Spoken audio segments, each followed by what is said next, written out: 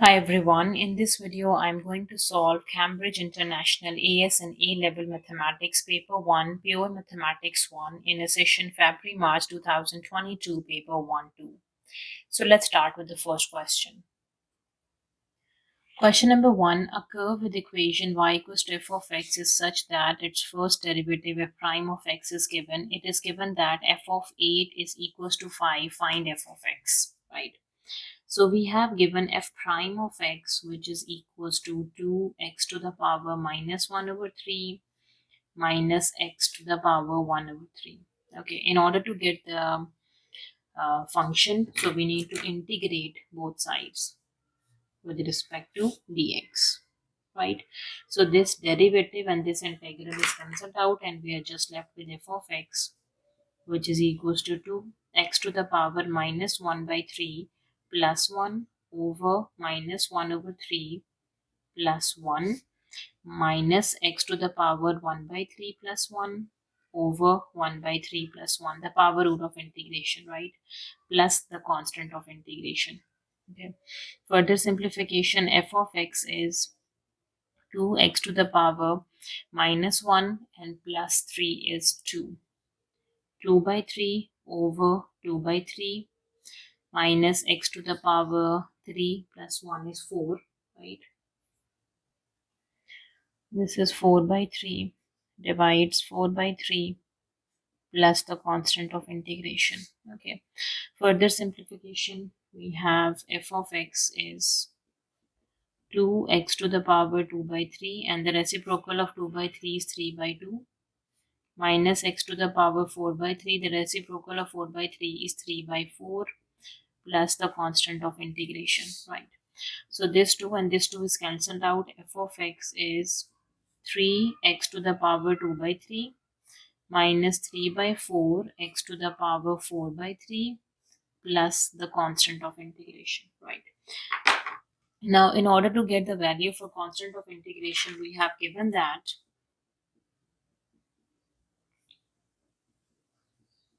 f of 8 is equals to 5. This condition we have given that f of 8 equals to 5.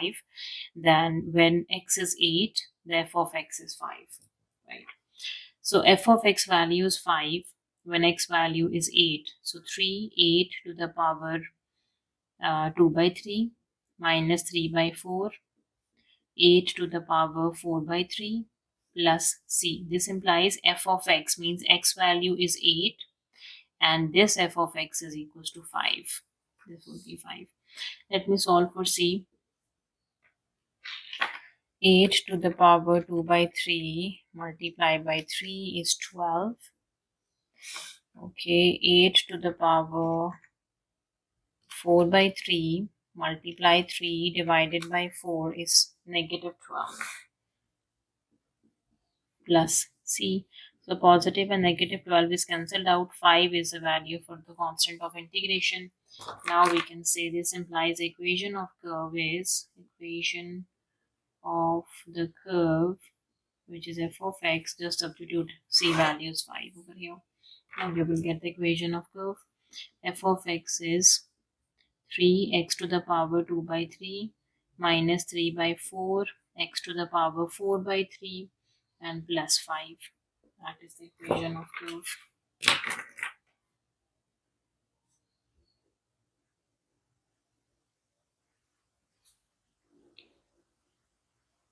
All right. Now for question number 2, a curve has equation, this is equation of curve, and a straight line has equation this, where c is a constant. Find the set of values of c for which the curve and the line intersect at two distinct points. If they intersect at two distinct points, it means their discriminant should be greater than 0.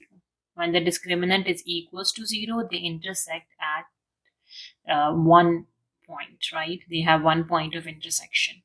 When the discriminant is less than 0, they have no point of intersection. And when the discriminant is greater than 0, they have 2 points of intersection, and those 2 points are distinct, right? Okay. So first thing first, we need to figure out the point of intersection of the line and the curve.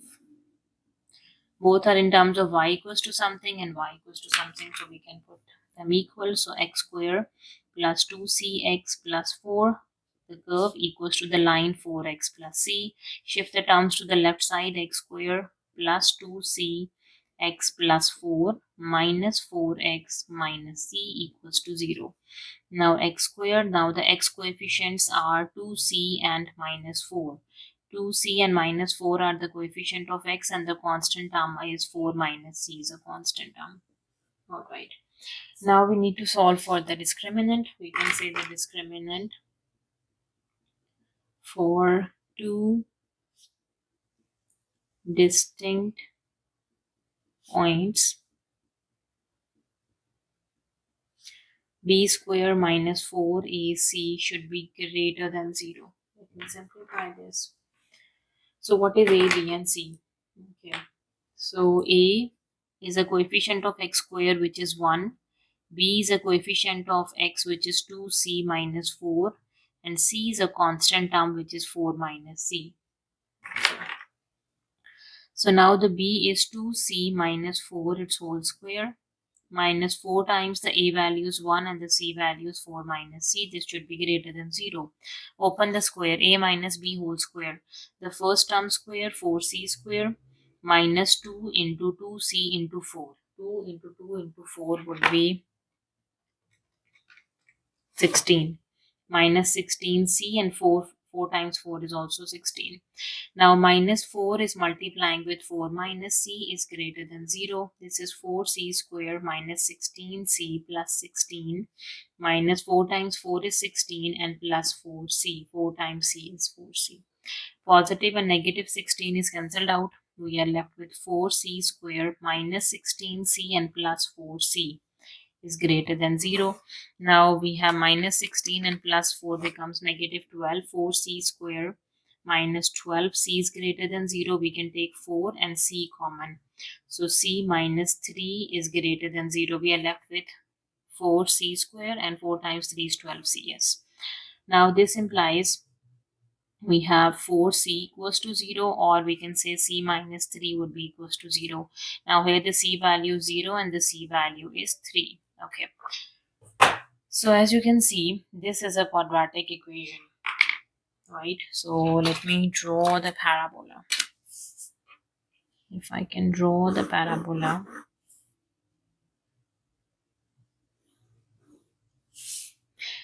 And we have two zeros. This is a c coordinate, c axis we can say, right? 0 and 3. These are the two. This is how the parabola look like. This is 0 and this intersection point is 3. Now this is a quadratic equation, right? And it has a u-shaped graph or a parabola, and its opening is upward because its leading coefficient is positive, and it has two x-intercepts, or we can say the c-intercepts basically, which is 0 and 3.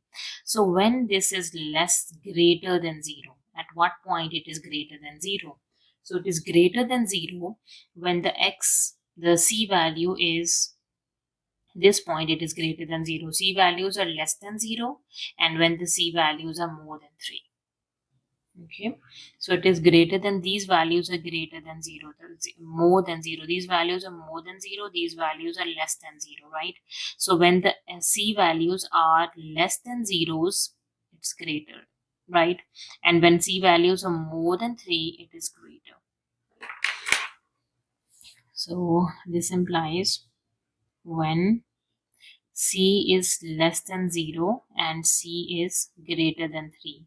These are the set of values of c where the line and the curve intersect at two distinct points. I hope this makes sense now. Question number 3. Find the term independent of x, means the constant term in each of the following expansion. Number A, 3x plus 2 over x squared to the power 6, and number B, this whole thing is multiplying with 1 minus x cubed. Alright, so here we just need to figure out the constant term. So in part A, you can, there are two ways to solve this part. So whether you can open the binomial expansion and figure out the constant term or the term independent of x, or you can use the term formula of binomial expansion to get the constant term. And in the second part B, we need to open this whole expansion and then take its product with 1 minus x cube to figure out the constant term. So it is better to open the expansion in part A, right? Okay. So when we open the expansion, we have 3x to the power 6, 6c1, 3x to the power 5, and 2 over x square to the power 1, plus 6c2, we have 3x now to the power of 4, and 2 over x square, its power is 2, plus 6c3, 3x to the power 6, 5, 4, it's 3, and 2 over x square, this power is 4, right? 0, 1, 2, 3, it's 3. This power, first term power is decreasing and second term power is increasing, right? Plus 6c4, 3x, its power becomes 2, and 2 over x square power is increased by 1, which is 4. Plus 6c5, the 3x power is 1, and 2 over x square, its power is 5. Plus 6c6, 3x power is 0, and 2 over x square, its power is 6. Okay, this is the first step. Now the second step, let me simplify it. Okay, so 3 to the power of 6 is 729x6. 6c1 is 6. 3 to the power 5 is 243. 243x5, 2 over x square. Okay, 6c2, 15. 3 to the power 4 is 81, x4. 2 square is 4, x square square is x4. This is a constant term, right? Plus 6c3 is 20. 3 cube is 27, x cube. And 2 cube is 8 over x. 2 cube is 8 and x square and cube. So 2 plus 2 plus 2 is x6. Okay, now the next one is this, plus 6c4, 15. 3 square is 9x square. 2 to the power 4 is 16. Yes, 16 over 2 x square to the power 4. 2 times 4 is 8, x8. Plus 6c5. 6c5 is 6. 3x. 2 to the power 5 is 32. X to the power 2 times 5 is 10. Double check 2 to the power 5. Yes, it's 32. 6c6 is 1. 3x to the power 0 is also 1. 2 to the power 6 becomes 64 over x to the power 2 times 6 is 12. Okay, now let me write down in the simplified form. This becomes 729x6. Simplify this term. 6 into 6 times 243 times by 2. Okay. 2916. Now this is x square, this is x5. So 5 minus 2, 5 minus 2, x cube, x to the power 3, right? Simplify this term. 15 plus 15 times 81 times 4, 4860. x4, then x4 is cancelled out, right? Simplify this term. 20 into 27 into 8, which is 4320, and this is 3 minus 6. 3 minus 6 is minus 3 over x cube. Okay, this term is 15 into 9 into 16, which is 2160. 2160, and here x power is 2 minus 8 is minus 6 over x6, right? And here 6 into 3 into 32 is 576 over, this is x to the power 1 minus 10, it's 9, plus the last one is 64 over x to the power 12. Okay, now we need to pick the constant term, right? So we can say the term independent of x is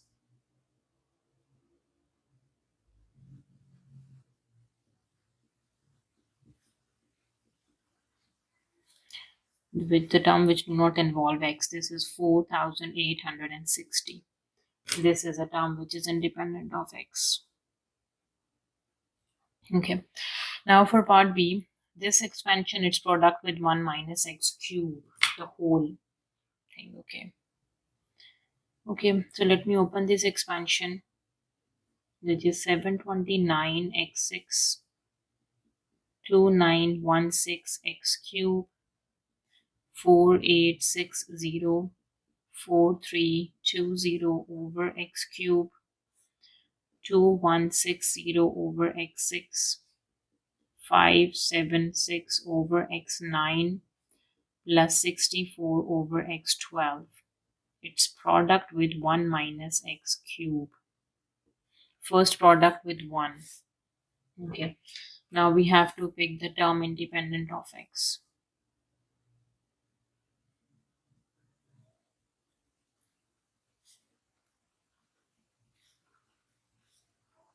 Now you guys can see by opening expansion in part A, the second part is easy. Now if I do the product with 1, this is x6 term, this is x cube term, this is a term independent of x. This term is 4860. And this is 1 over x cube, 1 over x6, 1 over x9, 1 over x12 term, right? Now product with x cube, x6 x cube, x9 term. This is x6 term, this is x cube term, this cube and this cube is cancelled out. Plus 4320 over x cube, its product with minus x cube, you will get the constant term, right? Now this is 1 over x cube term, 1 over x6 term, 1 over x9 term, right? These are the two terms. Now 4860 minus 4320. 4860 minus 4320, which is 540. So here the answer is 540. This is the term which is independent of x. Question number 4. The first term of a geometric progression and the first term of arithmetic progression are both equals to a, right? The first term is a. The third term of the geometric progression is equals to the second term of arithmetic progression. Third of the geometric and second of the arithmetic, right? So for the geometric progression, the term formula is, geometric progression is, the nth term is a r to the power n minus 1. And for arithmetic progression, the nth term is a plus n minus 1 into d, right? Third term of geometric, third t3 is equals to the t2 of arithmetic, right? So from the first statement, we can say what is t3? A r to the power 3 minus 1 is 2. This would be equals to the second term a 2 minus 1 into d. So a r squared would be equals to a plus d. This is the first information. Now the fifth term of geometric progression is equals to the sixth term of arithmetic progression. This fifth and this is sixth. So what is the fifth term? A r 5 minus 1 is 4 equals to a plus 6 minus 1, which is 5d. This is your second equation. Given that the terms are all positive and not all equal, find the sum of the first 20 terms of the arithmetic progression in terms of A. We need to figure out S20 of arithmetic progression in terms of A. And all the terms are positive and they are not all equal. Right. Okay, all not equal, right? Okay. So by doing these two, we for arithmetic progression, the sum formula we know we have n, a, and d. So n is 20. We have to figure out the sum in terms of a. So we have to keep it a as it is. We need to solve for d. What is the d value? Okay. So for d value, okay, if we can take multiplying equation 2 by a on both sides. Let me do this. So a is multiplying with a are 4 and a is multiplying with a plus 5d. Now this is a square r4 would be equals to a square plus 5a and d. Okay. Now we can write this down as a r square whole square equals to a square plus 5ad, right? And now this is a r square. Put equation 1. Put the value of equation 1. Okay. When I substitute the value of equation 1 over here, a r square is a plus d. Take its whole square equals to a square plus 5ad. Okay. Open the square, a square plus 2ad plus d square equals to a square plus 5ad. Shift everything to the left side. A square plus 2ad plus d square minus a square minus 5ad equals to 0.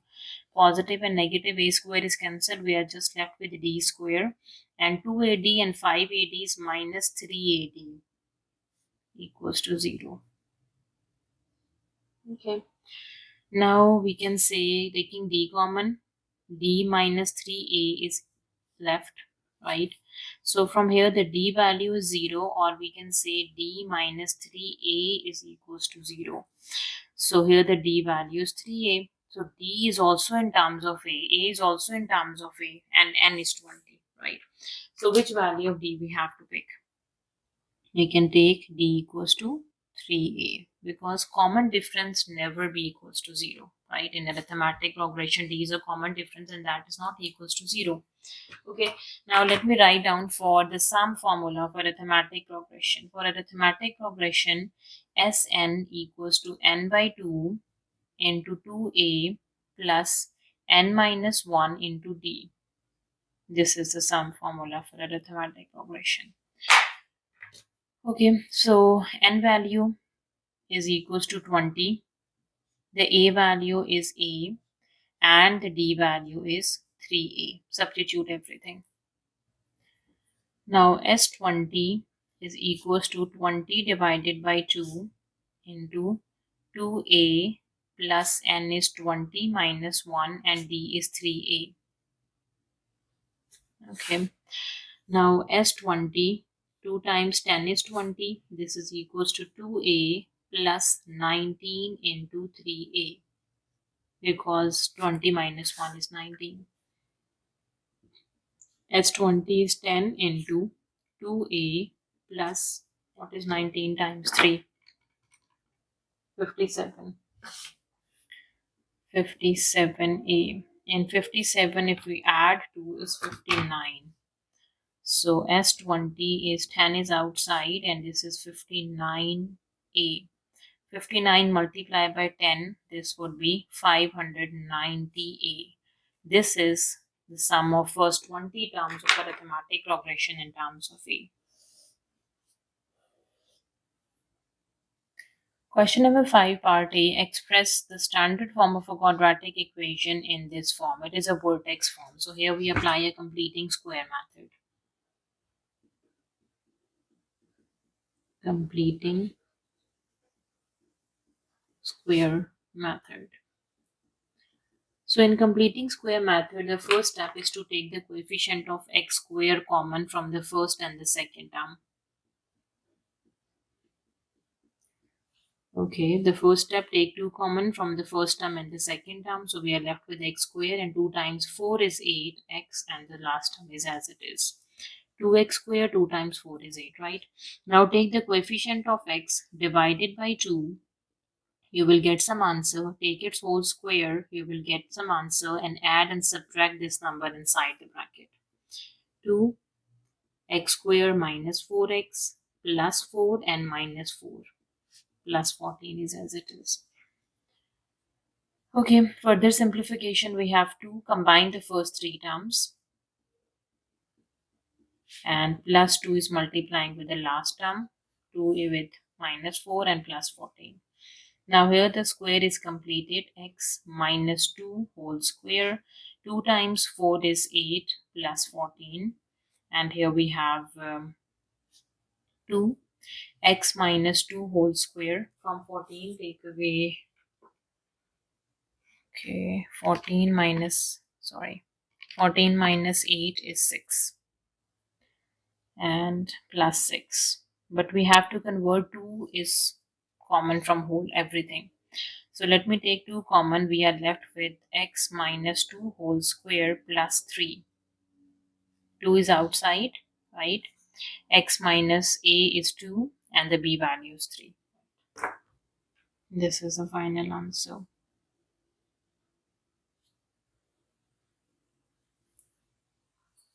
The function f of x and g of x are defined by f of x is x square and g of x is this function, exactly the same. You can see this function, right? Part B, describe fully a sequence of transformation that maps the graph of f of x onto the graph of g of x, making clear the order in which the transformations are applied. Okay, now we can say, let me write down the graph function g of x again, which is 2 is outside of the function, and we have x minus 2 whole square plus 3. Okay, 2 is multiplying with the whole function. So what is this 2? This 2 is a stretch in y direction by a factor of 2, right? So first transformation is a stretch in y direction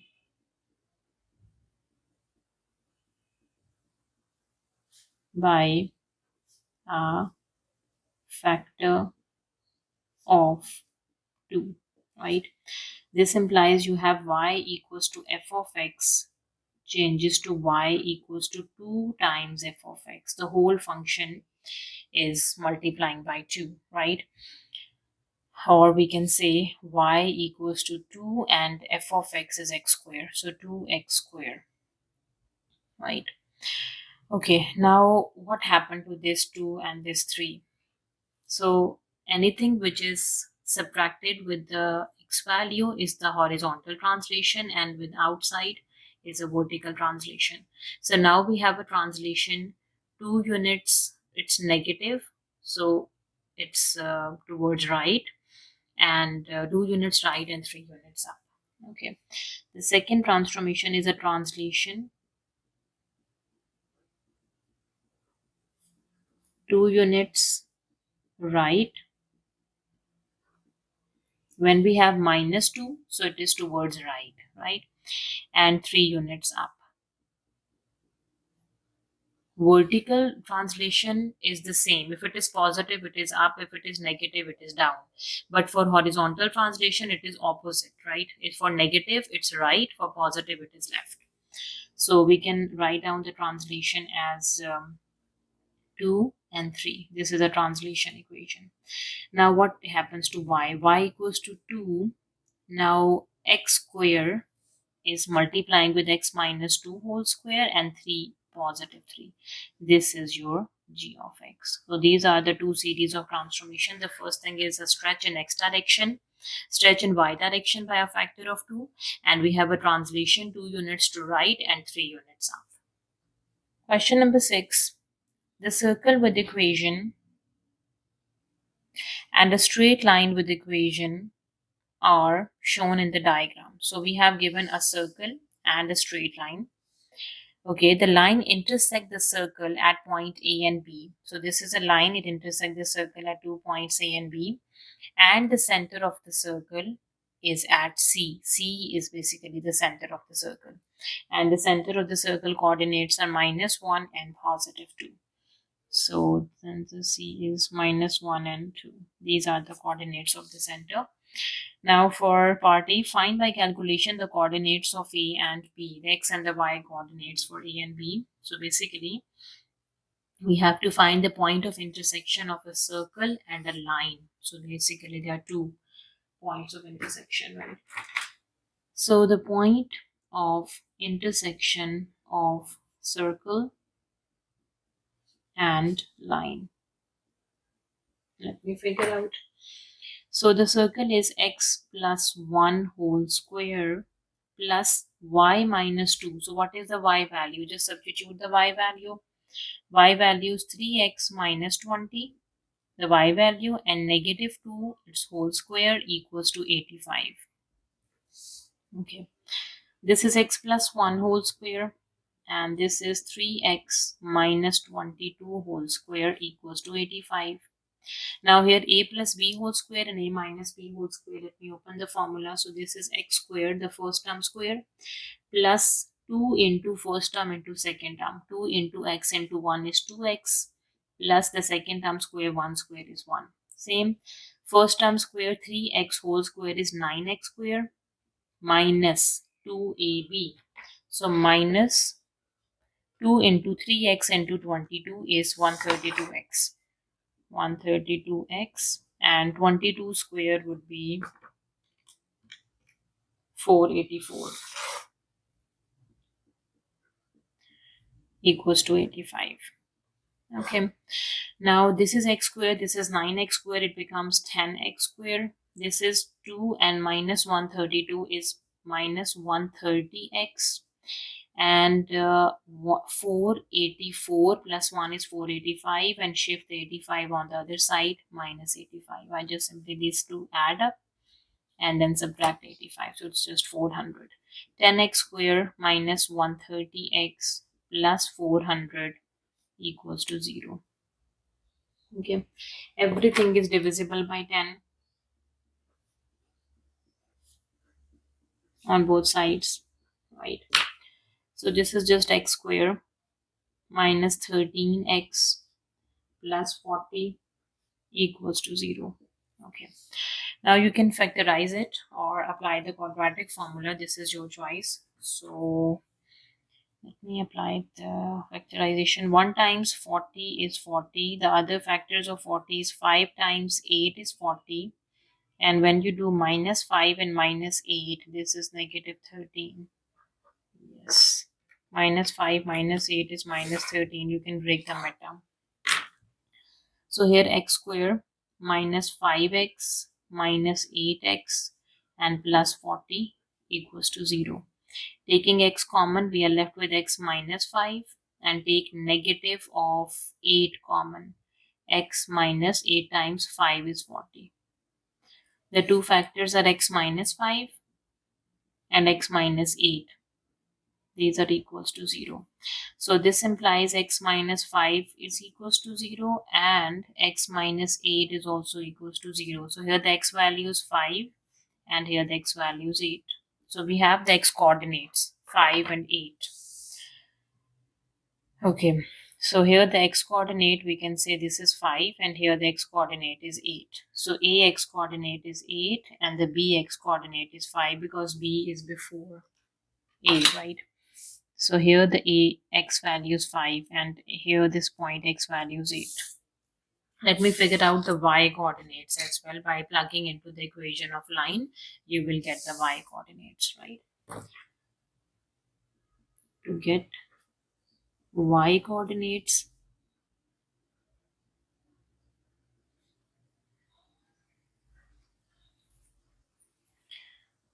Put x values in equation of line which is y equals to 3x minus 20 when x is 5 and when x is 8. Alright, when x is 5, what is your y value? Y is 3 into 5 minus 20. So 3 times 5 is 15 and negative 20 is minus 5. The y value is negative 5. And when x is 8, the y value is 3 into 8 and minus 20. So this would be 3 times 8 negative 20 is equals to 4. Okay. So the y coordinates are minus 5 and 4. Okay.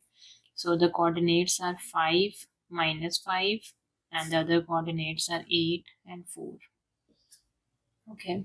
So here you can see B, the y coordinate should be negative 5 and the y coordinate should be positive, which is equals to 4. So the A coordinates are 8, 4 and the B coordinates are 5 minus 5. So these are the coordinates for B and these are the coordinates for A. That is the final answer.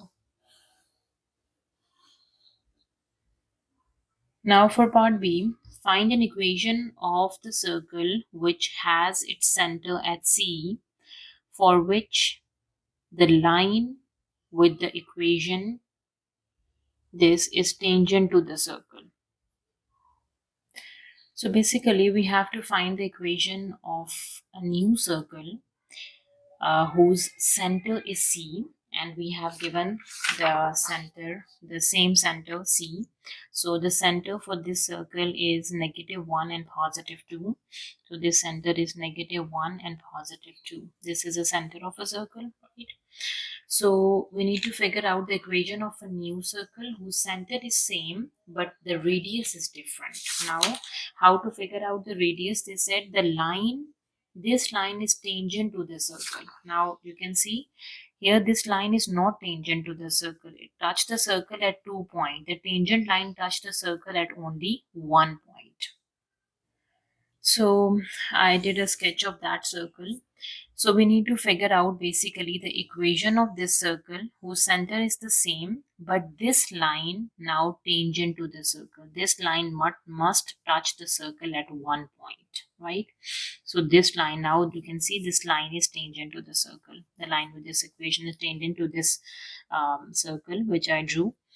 So we need to figure out basically the radius of a circle, because we have the center of a circle. For equation of circle we need two things, the center and the radius. When the center coordinates are given, figure out the radius of a circle. So for the radius of a circle, as we know that, if we recall the previous concept, that this line is tangent to this circle, right? So this tangent and the gradient of the radius, we can say the tangent and this point, these are perpendicular to each other, right? As we know that the tangent line and the radius line both are perpendicular to each other, right? So the gradient of this tangent is 3 and the gradient of this line is 1 by 3. Let me find out the equation of this line. Let's say this is O, right? We need to find the coordinates of O. So here we can say, since tangent is perpendicular to the radius of a circle,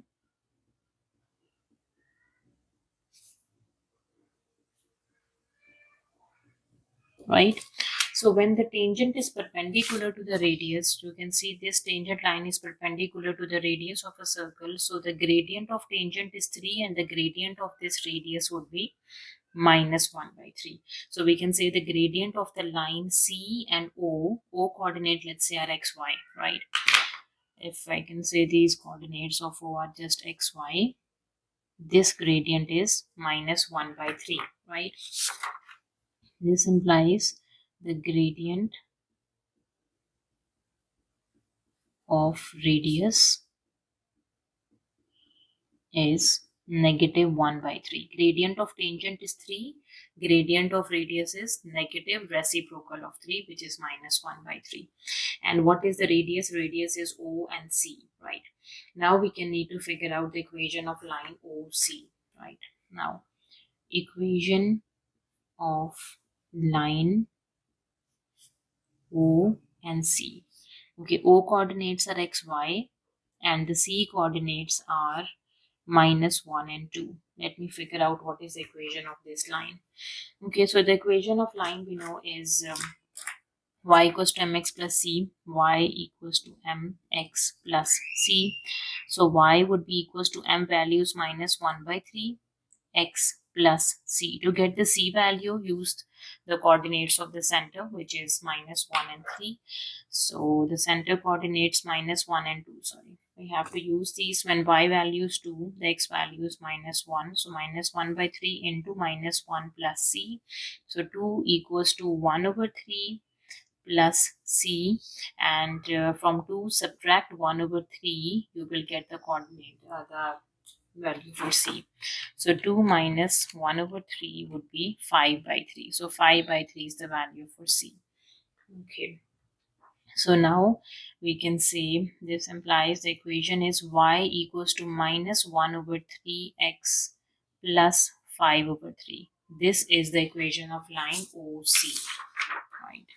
The equation of line OC. As we know that this equation of line OC intersect the equation of tangent at point O, right?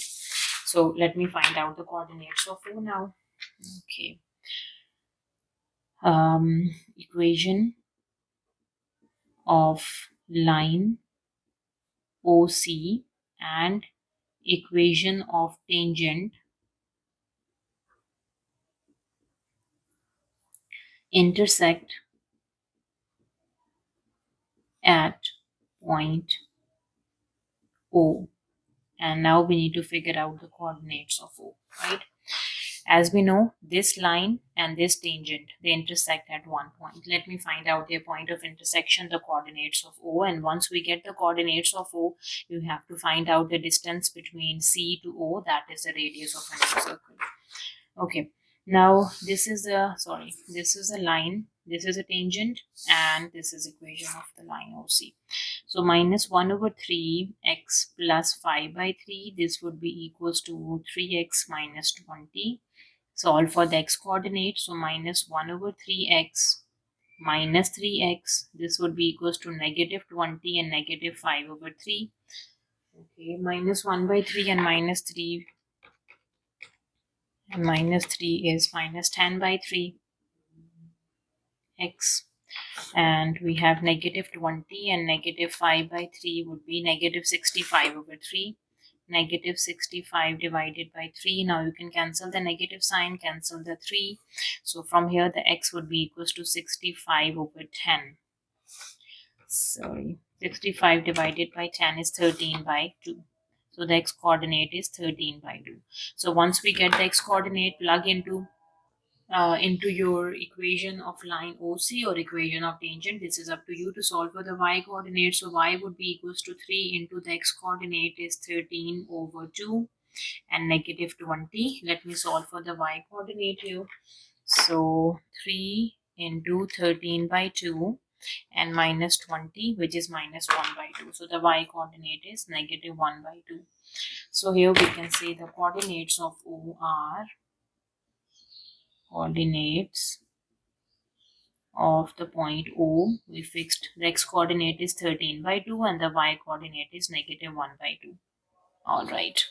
Now as you can see, we have the coordinates of O, we have the coordinates of center, right? So the distance between the center to this point is the radius of that circle. So let me figure out the distance. Distance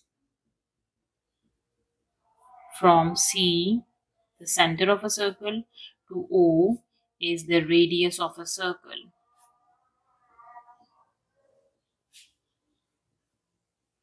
Okay, let me figure out. This is the C coordinates are minus 1 and 2. Let me write again and find out their distance, right?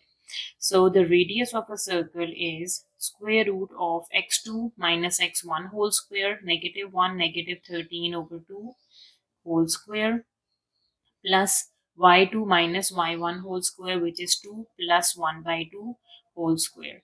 The distance formula we have to use over here, the distance between 2 points, right? So the radius is square root of what is minus 1 and minus 1 and minus 13 by 2, and take its square is 225 divided by 4, and what is 2 plus 1 by 2? 2 plus 1 by 2 and take its square is 25 over 4 plus 25 divided by 4. Okay, now 225 plus 25 is 250 divided by 4, which is 125 by 2. So the radius is square root of 125 divided by 2. This is the radius, right? Now we can say the equation of new circle, equation of circle we know is x minus a whole square plus y minus b whole square equals to the radius square, right? So a and b are the coordinates of the center, which is negative 1 and 2. So x minus 1 whole square plus y minus 2 whole square equals to the radius is root of 125 divided by 2. This is a radius, take its whole square, right? Now the equation of a circle becomes x plus 1 whole square plus y minus 2 whole square equals to 125 divided by 2.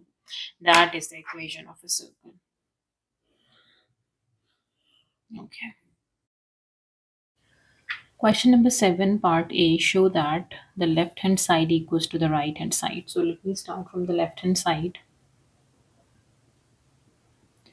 So the left hand side is sine theta plus 2 cos theta divides cos theta minus 2 sine theta minus sine theta minus 2 cos theta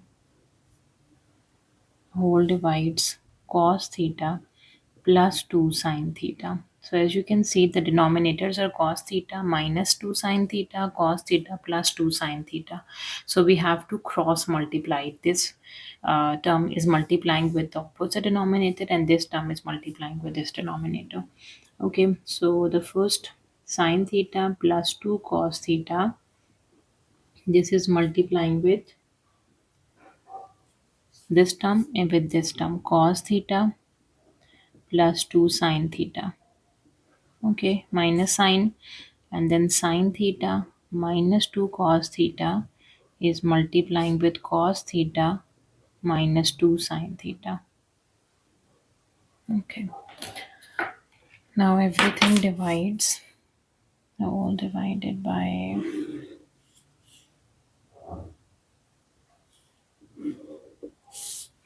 this term, which is cos theta minus 2 sine theta and cos theta plus 2 sine theta. All right. Now let me simplify. Sine theta is distribute over here. Sine theta with cos theta, sine theta with 2 sine theta. So sine is multiplying with cos is sine theta cos theta. Sine with this is plus 2 sine square theta. Now 2 cos with cos is plus 2 cos square theta. And this 2 times 2 would be 4 sine theta cos theta. Okay. This is the first expression. Minus the second expression would be sine is multiplying with cos. We have sine theta cos theta. Sine with 2 sine minus 2 sine square. Minus 2 cos with this cos, so minus 2 cos square. And minus 2 cos with minus minus becomes plus. 2 times 2 is 4 cos theta sine theta. Okay. So everything divided by Here in the denominator, we can use a difference of square formula. A plus b and a minus b. So the difference of square formula is a square minus b square. Right? So the difference of square formula, if I can write this down over here, a square minus b square would be a plus b and a minus b, the two factors. Cos minus 2 sine, cos plus 2 sine, cos square minus 2 sine square, right? Okay.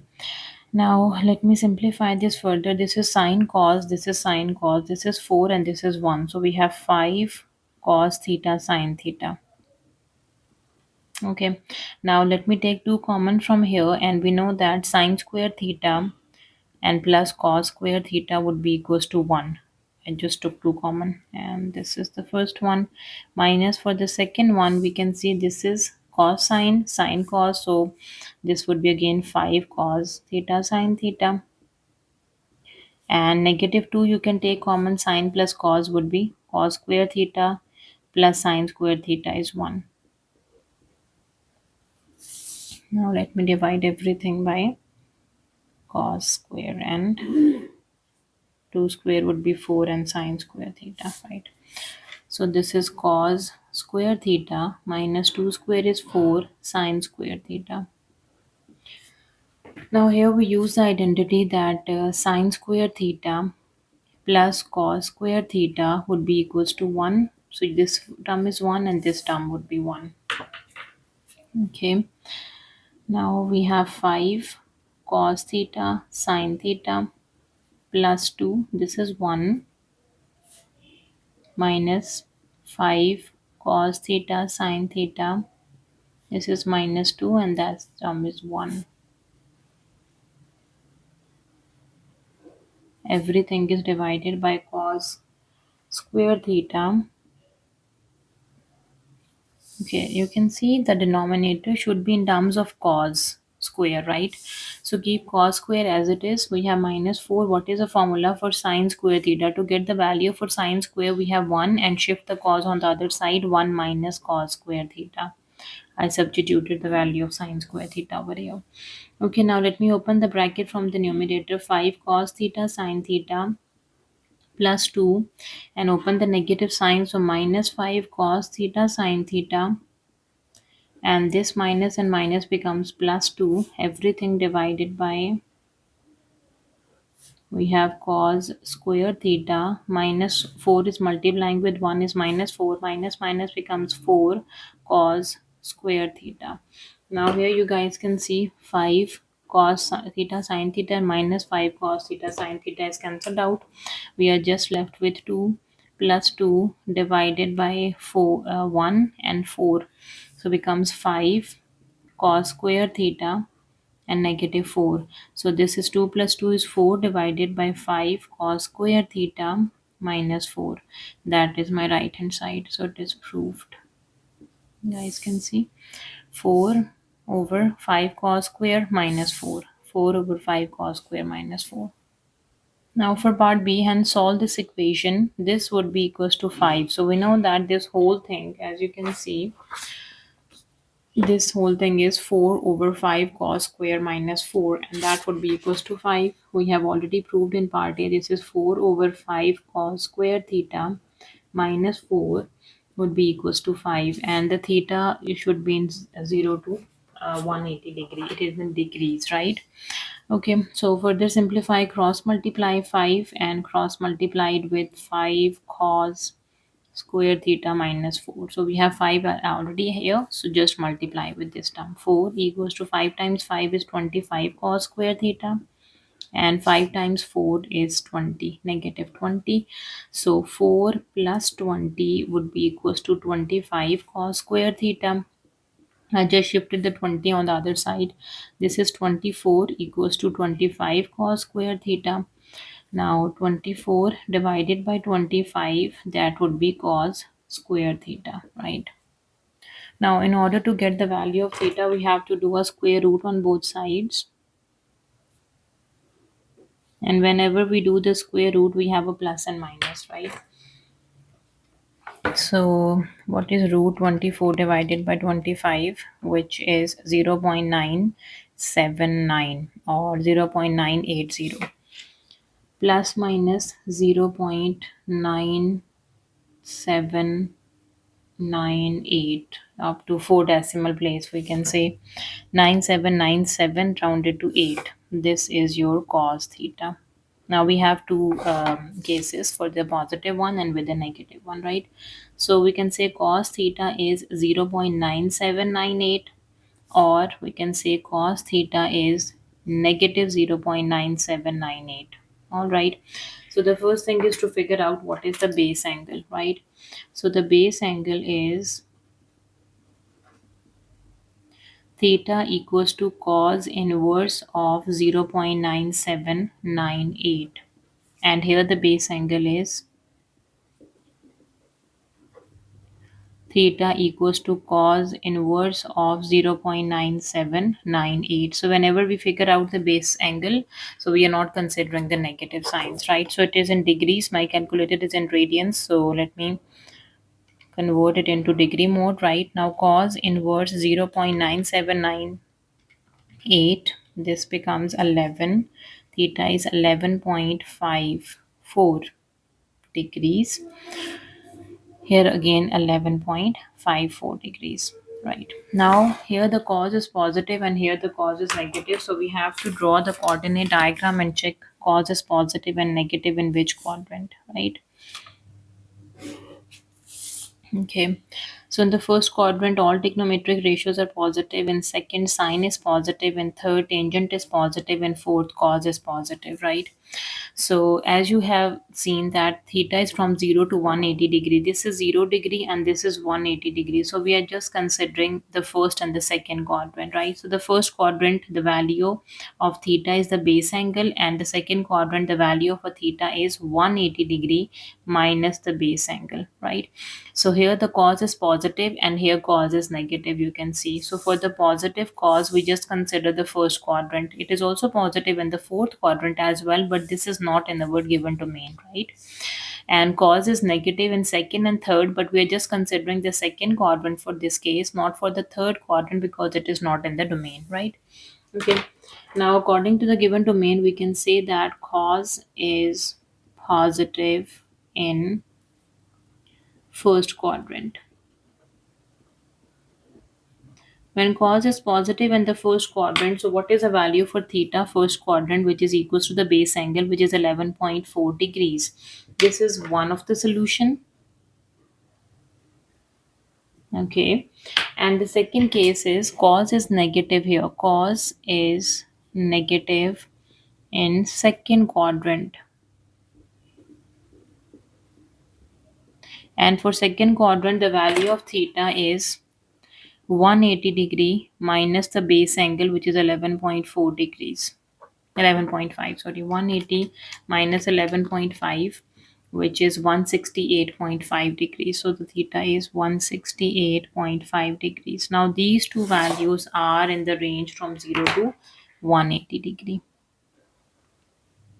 These are the two required solutions. Question number 8, the diagram shows the circle with equation. So we have given the equation of the circle and a chord AB. AB is a chord of the circle, intersect the positive y-axis at A and is parallel to x-axis. So this chord intersect the positive y-axis at point A and it is parallel to x-axis. Part A, find by calculation the coordinates of A and B. Okay, so the coordinates of A and B. So first we need to find the coordinates of A. Coordinates of A. So for coordinates of A, as you can see that the chord intersect the positive y-axis at point A. When it intersect x-axis, um, intersect y-axis. So x component is equals to 0. Right, so when x component equals to 0 in the equation of a circle, just solve for the y component. So the x component is equals to 0, so 0 minus 2 whole square plus y square equals to 8. So minus 2 whole square plus y square equals to 8. 4 plus y square equals to 8. Y square would be equals to 8, take away 4, which is equals to 4. So y would be equals to plus minus 2. So we have to basically take a square root on both sides. Square root of this and the square root of this term, so it is plus minus, but it is given that the positive y-axis at a, so positive y-axis at a, so the a y coordinate should be positive. So y coordinate should be positive of 2, right? When x value is 0, the y is equals to positive 2. A coordinates are 0 and 2. Therefore, b coordinate there is some x, and since it is parallel to x-axis, so the y coordinate is also 2. So when y coordinate is 2, what is the x value? Substitute into the equation of circle, right? Now the second thing is the coordinates of b. Coordinates of b. For a coordinates, we have given that the chord intersect the positive y-axis at point A. So when it intersect the y-axis, the x component is equals to 0. So just substitute x component equals to 0 and solve for y. We have two values for y. Since it intersect the positive y-axis, so we have to consider the positive value of y.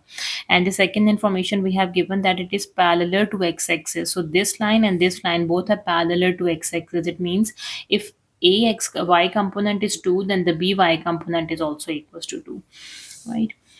You can say when y equals to 2, just solve for the x component.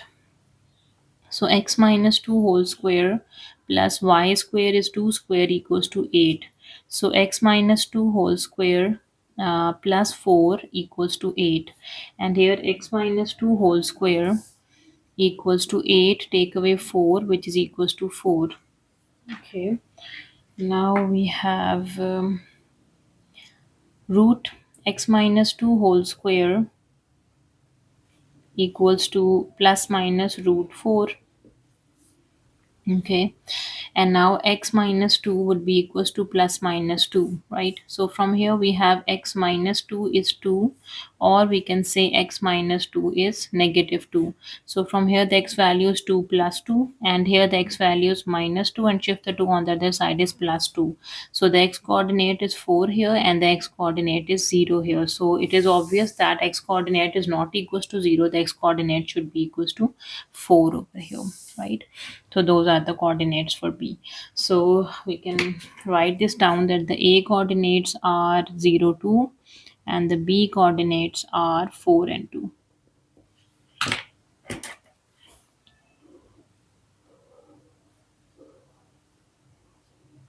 Okay.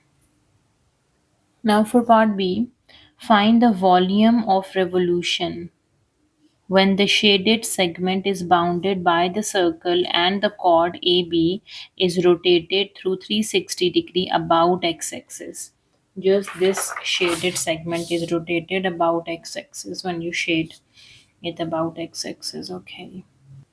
Now as you guys can see, the shaded segment is bounded by this part of the circle and this line. So what is equation of this line? Equation of this line is y equals to 2, right? So the equation of line AB is y equals to 2, and the equation of this circle, which is y square equals to 8 minus x minus 2 whole square, right? So basically the shaded region is bounded by the part of the circle from 0 to 4. The x value is 0 and here the x value is 4, and the line y equals to 2, right? So now what is the formula for the volume? The curve is at the top and the line is at the bottom, so curve minus the line, right? Same thing when we do in the area. So the volume, it comes integration from a to b pi y1 square dx minus integration from a to b pi y2 square and dx with respect to x, right?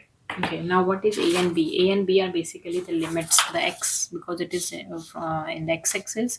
So the x coordinate here is 0 and here the x coordinate is 4. Okay, so the limits are from 0 to 4 pi y1 is this function, the upper one, right? So y1 square is this term, which is 8 minus x minus 2 whole square with respect to dx. Subtract integration from 0 to 4 pi, and y2 is this function. Y2 is equals to 2. So, and 2 square is 4. So we have 4 dx. Now let me integrate it and we will get the volume of the shaded segment. Alright, so pi is outside. We have 0 to 4. 8 minus x minus 2 whole square dx, minus pi is outside, integration from 0 to 4, 4 dx. Okay, now pi is outside, its integration 8 and x minus, applying the power rule over here, x minus 2 to the power 2 plus 1 divides 2 plus 1, multiply 1 over the derivative of this function. X derivative is just 1, and the limits are from 0 to 4, minus pi, and here the 4 integration is 4x from 0 to 4. Okay, further simplification, we have pi, and here we have 8x minus x minus 2 to the power 3 over 3 from 0 to 4, and minus pi 4x from 0 to 4. Okay, so applying the limits, we can say,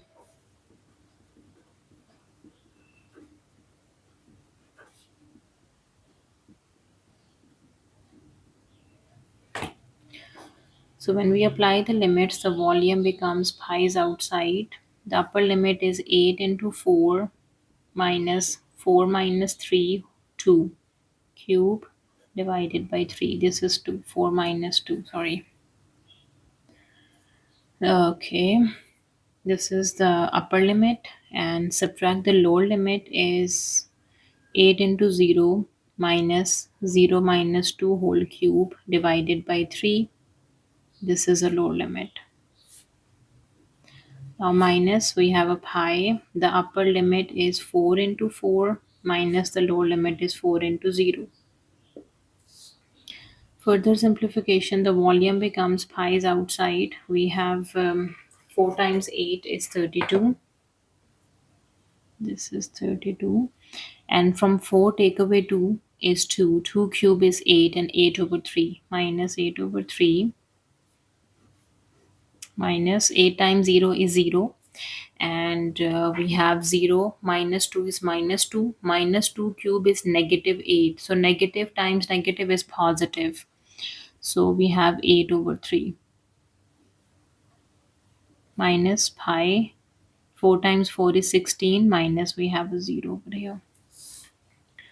So the volume becomes pi, and let me simplify the terms. 32 minus 8 over 3 and minus 8 over 3, 80 over 3, 80 divided by 3, and minus pi, and we have a 16. So 80 over 3 and negative 16, this becomes 32 over 3. So the volume is 32 divided by 3 pi. That is the volume, the exact volume.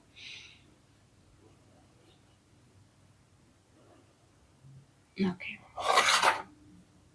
Question number 9. Function f, g, and h are defined as follow. We have f of x, g of x, and h of x, right? Part A. Solve the equation f of x equals to 0, giving your answer in the form of this, where a, b, and c are integers. Okay.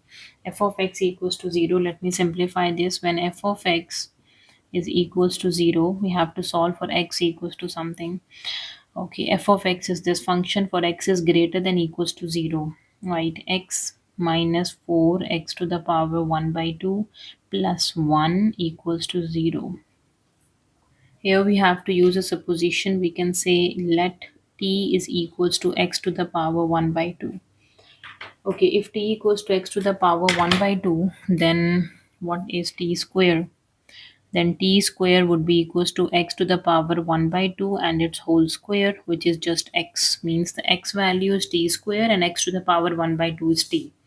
Okay, substitute here. So this is t square minus 4t plus 1 equals to 0.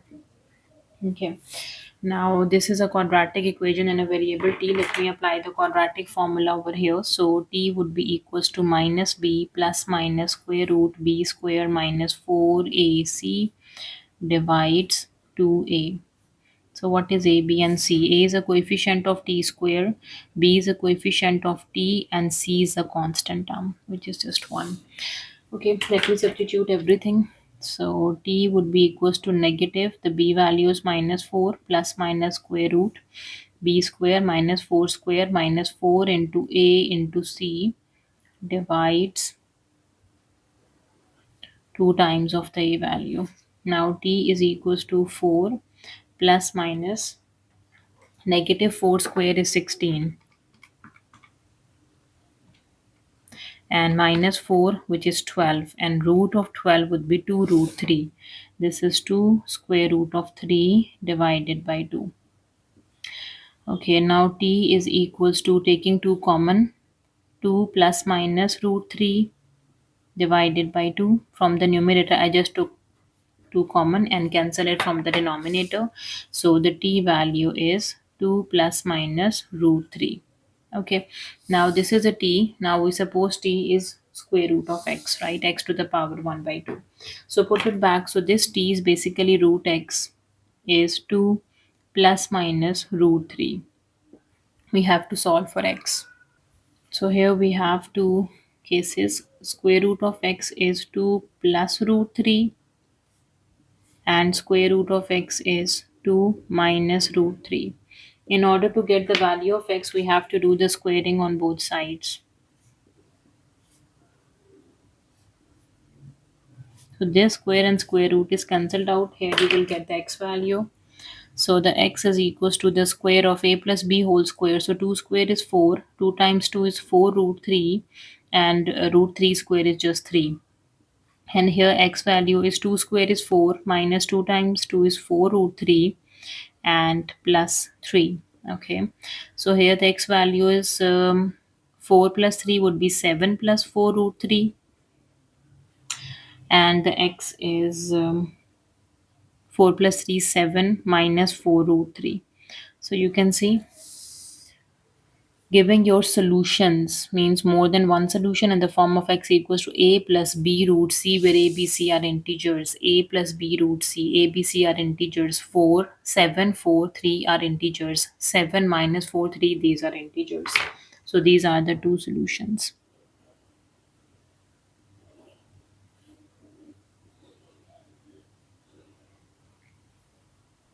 Now for part B, given that f of x is equals to gh of x, find the values of m and n.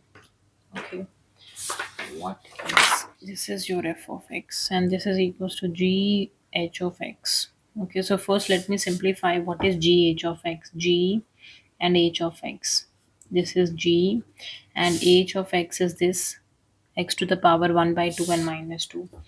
This is square root of x and minus 2, right? And g of x is mx square plus n. So x value is replaced. This is your whole x value now.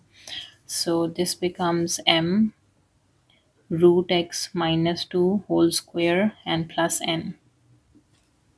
Okay, now let me open the square root here. So m, this is root x square would be x minus 2 times 2 is 4 root x, and 2 square would be equals to 4 plus n, or we can say mx, right? And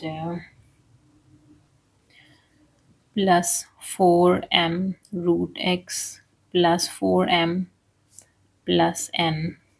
Okay, now this is the solution for gh of x. This is gh of x, right? Now put it back. F of x is equals to gh of x. Use this equation.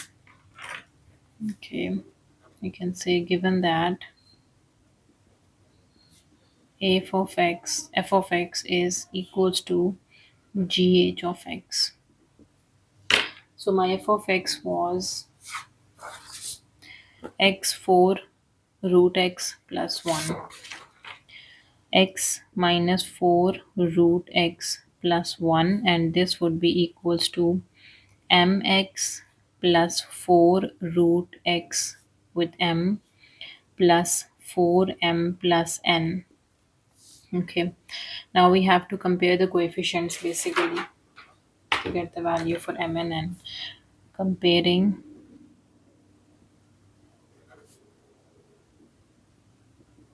coefficients of the first, compare the coefficients for x.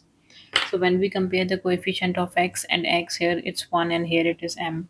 So 1 is equals to m. We got the m value. The second, compare the coefficient of root x. Okay, so this is minus 4 over here, and here we have 4m. I'm sorry, this is also negative. So minus 4 is a coefficient of root x, minus 4m is a coefficient of root x, right? So minus 4 is cancelled with minus 4, again 1 is the value for m. Now compare the coefficients of constant terms. So the constant term is just 1 over here, and the constant term is 4m plus n, right? So 1 equals to 4, them values 1 plus n, 1 equals to 4 plus n, 1 minus 4, this would be your n, so negative 3 is the value for n. So the m value is 1 and the n value is negative 3.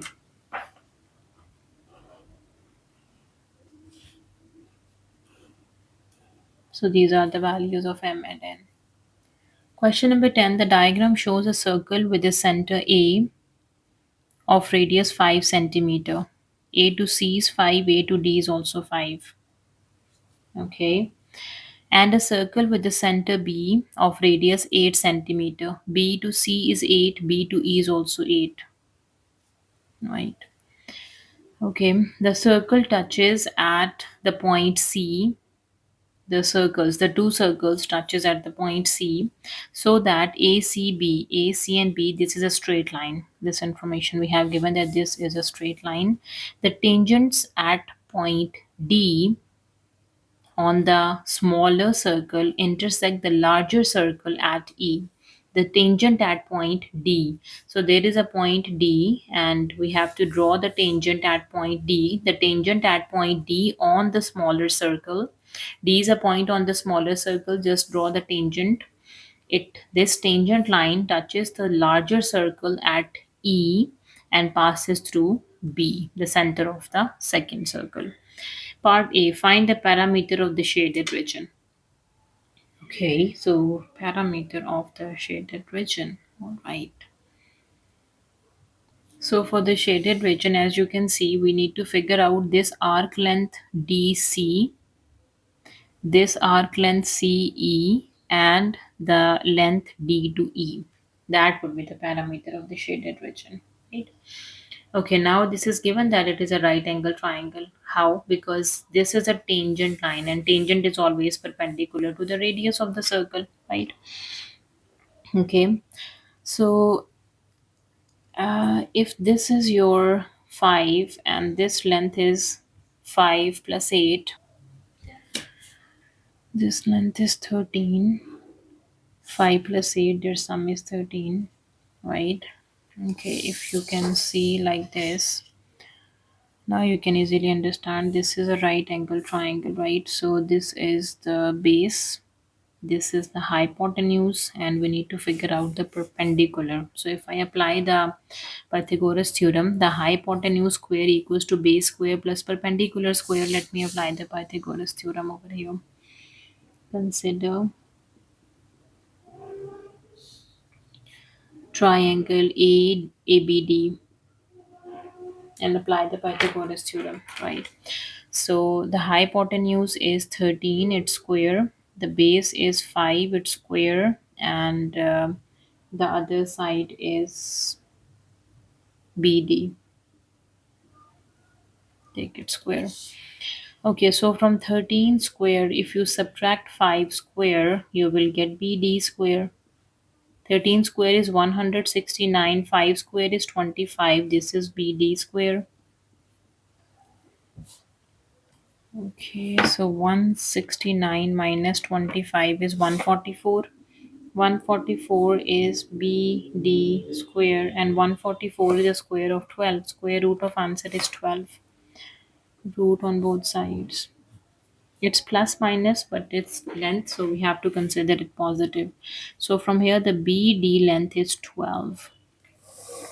So this whole length is 12. 8 plus what gives you 12? 8 plus 4 equals to 12, right? So here we can say that B to D is basically split into B to E and then E to D. So BD is 12, B to E is 8. We don't know what is ED. So to solve for ED, from 12 take away 8, ED. So 4 is the length for ED or DE. So this is a length 4 units, right? And the whole length is 12. This length is 12 units. Okay, now the next thing is to figure out this arc length and this arc length. All right. If I consider this right angle triangle and try to draw this triangle over here,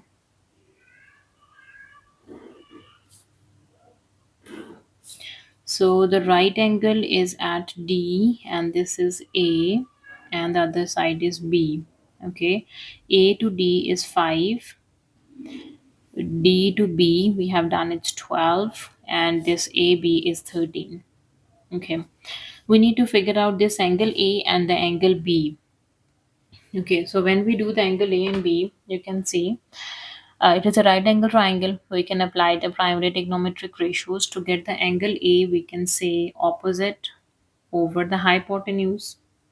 For angle B, opposite over the hypotenuse. All trigonometric ratios you can apply with a sine, cos, or tangent. Sine is opposite over hypotenuse. Cos is adjacent over hypotenuse. Tangent is opposite over adjacent. Okay. So again, let me consider this triangle.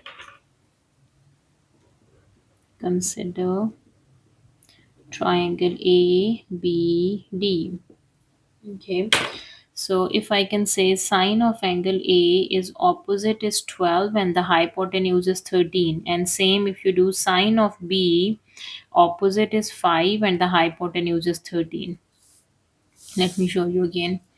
Sine A opposite over hypotenuse 12 over 13. Sine B opposite over hypotenuse 5 over 13. Okay. Now let me solve for angle A would be sine inverse of 12 over 13, and angle B would be sine inverse of 5 over 13. This is 90 degrees. So better to convert your calculator in degrees. You can see it's 90. Okay. All right. So my calculator is already in degrees. Let me solve for this equation. What is sine inverse 12 over 13? 67.4 degrees. Sine inverse 5 over 13 is 22.6 degrees. So angle A is 67.4. This angle is 67.4. Angle B is 22.6. We need to, now this is angle B, right? If you just consider the arc B, C, B, E, this arc C, B, and E. This arc, the radius is 8 and the angle. Now the arc A, C, and D, the radius is 5 and the angle. So just find out the arc length. So use the formula for arc length. We can say arc length CD. CD arc length is I solved the angle in degrees. You can see my calculator was in degree mode. I did this angle A and angle B is in degrees, so we have to use a degree formula for arc length, not radius times theta. So the degree formula is theta over 360 degree 2 pi r. So theta value is 67.4 divided by 360 degree into 2 pi, and the radius is 5. Just simplify. So 67.4 divided by 360 multiply by 2 into pi into 5. So this is 5.882, 5.9. You can say if I round it to, okay, or just 5.88 and 2, right? And the second arc length, we have to measure the other arc length as well. So the arc length, you can see the arc length CE. CE, the same formula, theta over 360 degree into 2 pi r. If you calculate the angle in radians, then you can use the formula radius time theta. So keep it in mind, don't mess up over here. So if you find out the angles in degrees, use a degree formula. If you find out the angles in radians, use the radian formula. This is theta. What is the theta? For this r, 22.6 is theta. 22.6 is a theta value over 360 degree multiplied by 2 pi, and the radius is 8. Okay, 22.6 divided by 360 multiplied by 2 into pi into 8, which is 3.1, 3.2 we can say, or 3.1, 3.15 rounded to 6. Okay. Now we need to measure the parameter at the end. So the parameter of the shaded region is the side length ED plus the arc length. You can see D to E, this side length, the arc length CE plus the arc length CD. Okay, so we have done, this is 4, right? Just write this down. This length is 4, this is 3.16, and this is 5.88. Okay, just calculate it. So 4 plus 5.16 plus 5.88, 3.16, sorry. So this becomes 13.04. So this is 13.04 square unit is the parameter.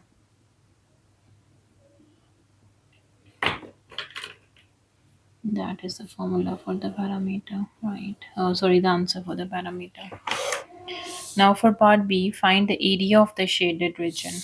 Okay, look at this shaded region. How do we calculate the area of this shaded region? So the shaded region, basically we need to figure out the area of the triangle ABD. ADB, the area of this triangle, which is right angle triangle, so its formula is half base times height, and then subtract the area of this sector and area of this sector. You will get the shaded area, right? So the shaded area becomes, shaded area is area of triangle ADB minus area of sector ACD minus area of sector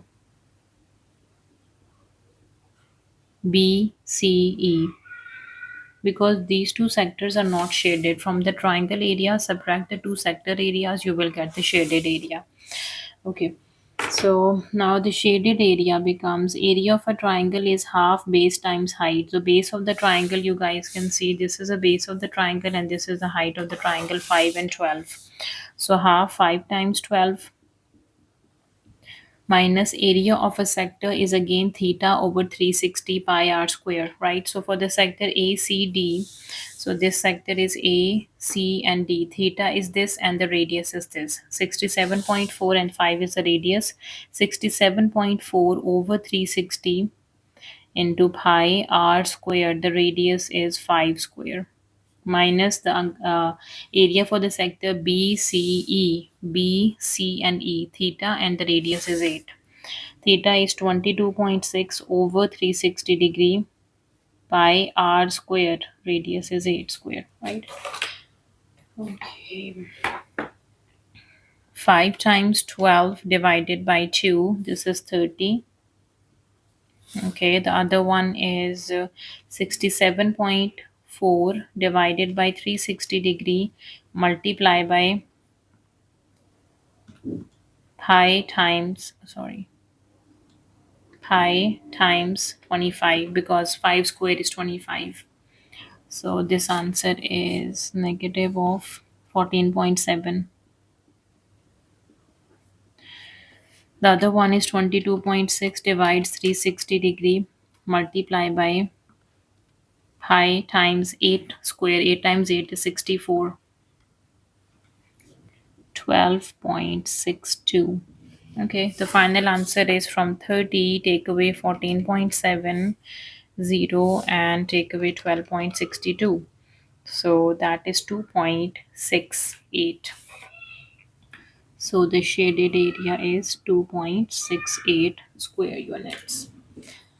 Okay, so keep it in mind when you have to figure out the angle in degrees, then your formula for the arc length and formula for area of a sector should be in degrees. But when you calculate the angle in radians, then use the radian formula, right?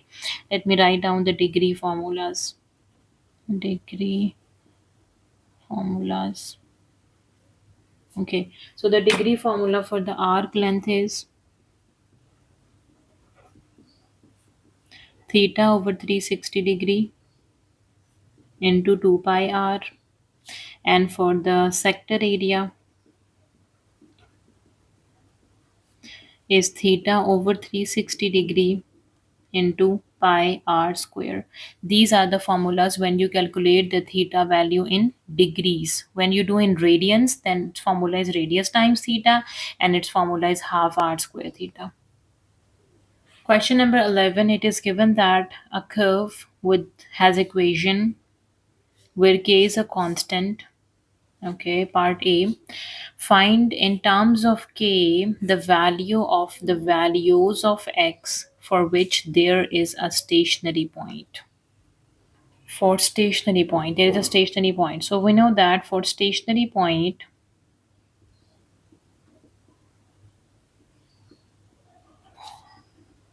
the first derivative should be equals to 0.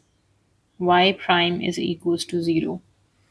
Okay, so first thing, let me simplify what is y prime. Dy over dx would be equals to k is a constant term. This is the x term. So applying the power rule. So the power is minus 1. The base function is 3x minus k into power minus 1. And the derivative of the base function is just 3 plus 3x derivative is just 3. Right. So the simplified answer is minus 3k over 3x minus k to the power 2, because it is minus 1 is minus 2, so I shifted it to the denominator plus 2, and 3 into k into minus would be minus 3k plus 3. This is the first derivative, right? Now for the stationary point, you have to put it equals to 0. For stationary point, the first derivative dy over dx should be equals to 0, and solve for the coordinates of x in terms of k. Okay. Minus 3k over 3x minus k is whose square plus 3 would be equals to 0. Now minus 3k over 3x minus k square would be equals to negative 3. Okay. Now we have to cancel the 3 with 3 and the negative with the negative. So we are just left with k over 3x minus k whole square equals to 1. Now cross multiplied, k would be equals to 3x minus k whole square. We have to solve for x, right? To solve for x, let me take a square root on both sides. So whenever we do the square root on both sides, it should be plus minus. This square and square root is cancelled out. And this should be plus minus root k would be equals to 3x minus k. Now here we have two solutions, like 3x minus k is equals to root k, or we can say 3x minus k is equals to negative of root k.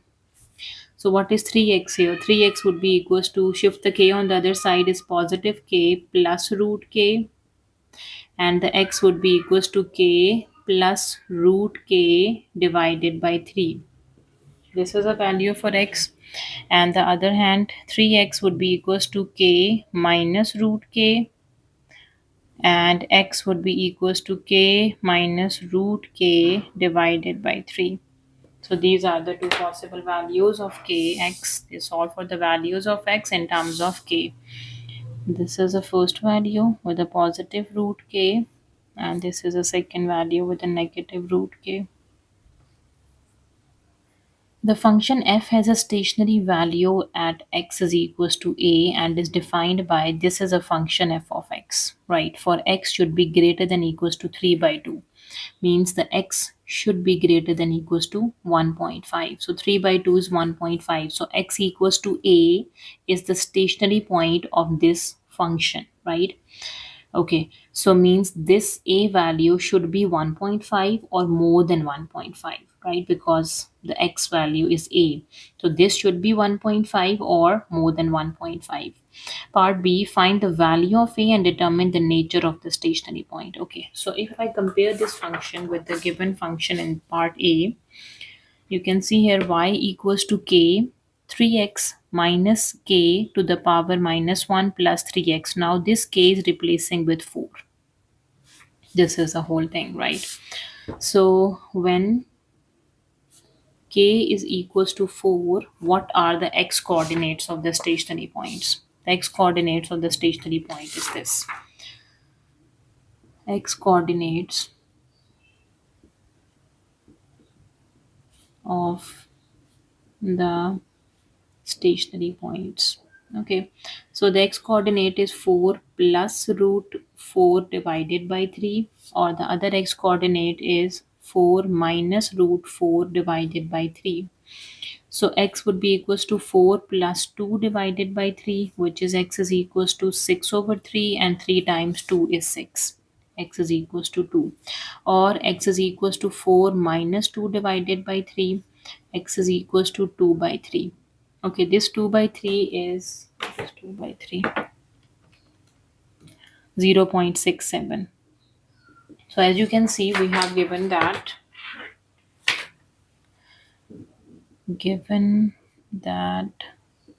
x should be greater than or equals to 1.5. It is 1.5 or more than 1.5. So this is the only required value for x. We are not considering that this value, because this value is less than 1.5, right?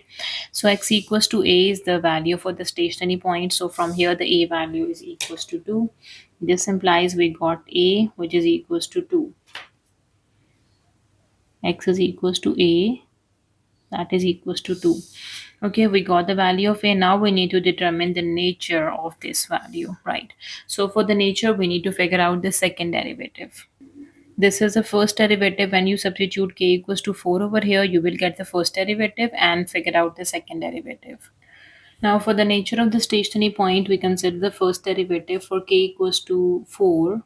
When k value is 4, what is the first derivative? Dy over dx would be equals to minus 3 into 4 divides 3x minus 4 whole square plus 3.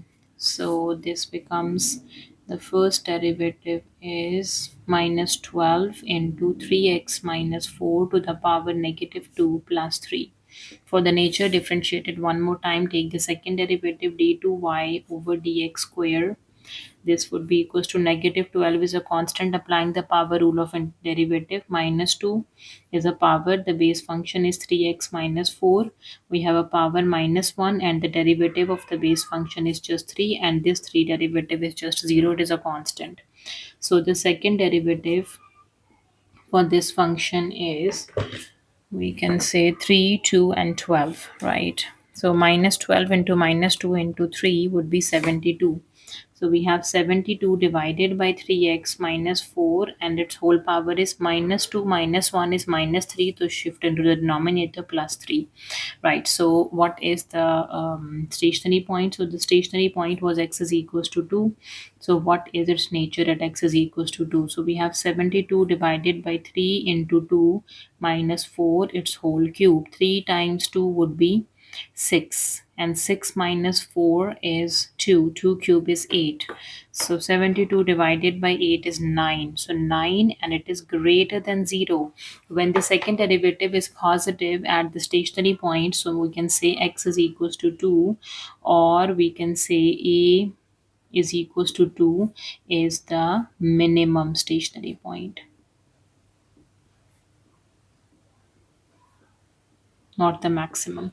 When the second derivative is negative, it is maximum. When the second derivative is positive, it is minimum. Now for part C, the function g is defined by, this is a function g of x for x is greater than and equals to 0. X value 0 or more than 0. Okay, so if I compare again this function with the given function, so you can see the k value is minus 1, and then 3x, and the k value is minus 1, so it minus minus becomes plus into 3x. So if you can say y is equals to k into 3x minus k, its power is negative 1 plus 3x, right? So if I substitute k is equals to negative 1 for k equals to minus 1, we have y would be equals to minus 3x minus into minus 1 to the power negative 1 plus 3x. Now this is your function g of x, which is equals to negative 3x. Negative times negative is positive, 1 to the power negative 1 plus 3x. Now you guys can see it is exactly the same when you put k equals to minus 1. Determine, making your reasoning clear, whether g is an increasing function, a decreasing function, or neither. Okay, so we can decide the function is increasing, decreasing, or neither by using the first derivative, right? So we have calculated the first derivative. This was the first derivative. So in this first derivative, just substitute k equals to negative 1, right? So we know that g prime of x would be equals to minus 3, the k value is negative 1, divided by 3x minus, and the k value is negative 1, its whole square, plus 3. Okay, now further simplification, g prime of x is, this becomes positive 3 divided by 3x plus 1 to the power 2 plus 3. So this is the first derivative. Now when the x value is 0 or more than 0, when you substitute the x value 0 or more than 0, 3 times that x plus 1 and its square, and 3 divide by answer and then plus with 3, this is always greater than equals to 0. This implies the first derivative is always greater than 0. This implies the function is increasing. The function is increasing when the first derivative is always greater than 0. The function is decreasing when the first derivative is less than 0. So the answer is, since the first derivative is positive on all values of x, for x is greater than equals to 0, when you put x equals to 0 or more than 0, this whole thing is always positive. So the function is increasing. All right, so that was the last question of our paper. If you have any queries, please let me know in a comment section, and please subscribe to my channel. Thank you for watching. See you next time. Take care.